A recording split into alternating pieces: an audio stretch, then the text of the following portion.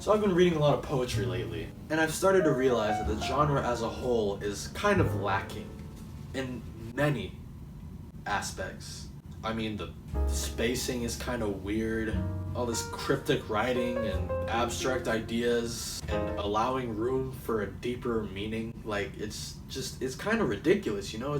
It's kind of out of hand. So I figured I'd do my service to the poetry community by helping show how it could be better.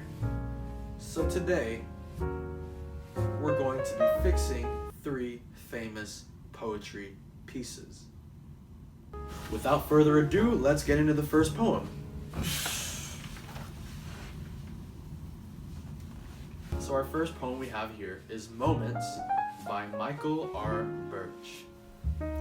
It reads, "There were moments full of promise, like the petal-scented rainfall of early spring, when to hold you in my arms and to kiss your willing lips seemed everything. There are moments strangely empty, full of pale, unearthly twilight.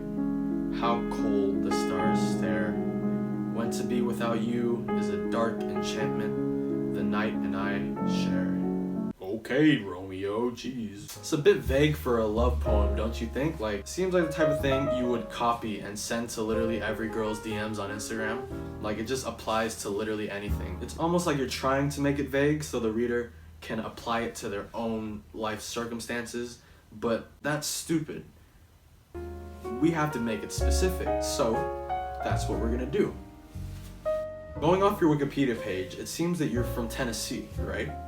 Considering you are from Tennessee, I'm going to make the egregiously racist assumption that you indeed do own a farm, and you talk in a very heavy stereotypical Southern draw. So, taking all these factors into consideration, I think I was able to really bring out the full potential of your poem. I deem this rewrite tractor moments, and it goes as follows. There are moments when your tractor do good, like that engine is running slicker than deer guts on a doorknob, when you may even feel so inclined to rip out that radiator and give it a kiss. I'm telling you, boy. Then there are the bad times, full of sputters, breakdowns. Oh, how hot that radiator gets. When to be without my John Deere is a type of hell, the night and I do share indeed. That's the poem. See? Much better than the original. No need to thank me, Mr. Birch. You can go ahead and re-release this as the original. I won't even care. It's completely fine. On the house. You're welcome. Next poem. Here we have a classic, Nothing Good Can Stay by Robert Frost. It reads as such. Nature's first green is gold, her hardest hue to hold, her early leaf's a flower, but only so an hour, then leaf subsides to leaf, so Eden sank to grief, so dawn goes down today, nothing gold can stay. Ooh, look at me, I'm edgy.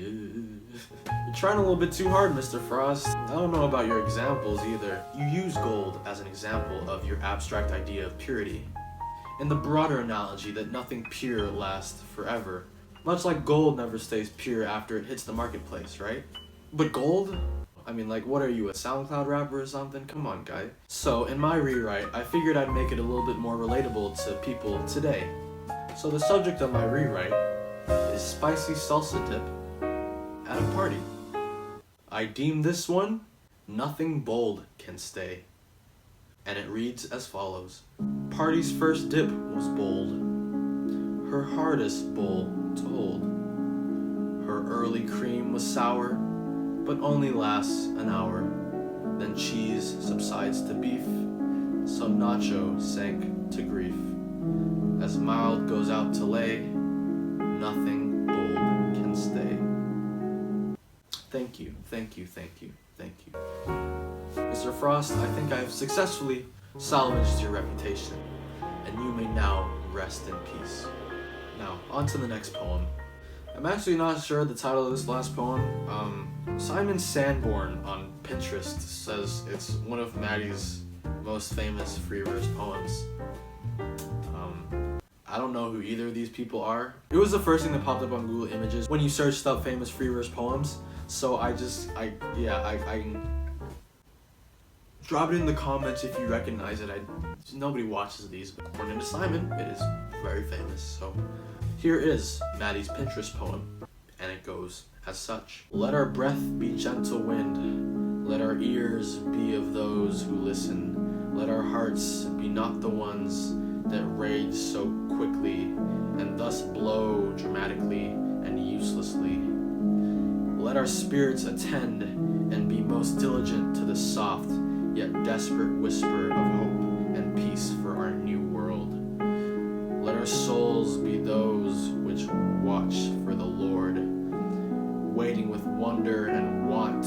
Let our eyes be attentive with interest and respect. Let our minds be committed to health and happiness. Let our hands join in helpful resolution of being our best person, praying and playing and passing through the moments of pain or memory, markers of pleasure, touching the future together.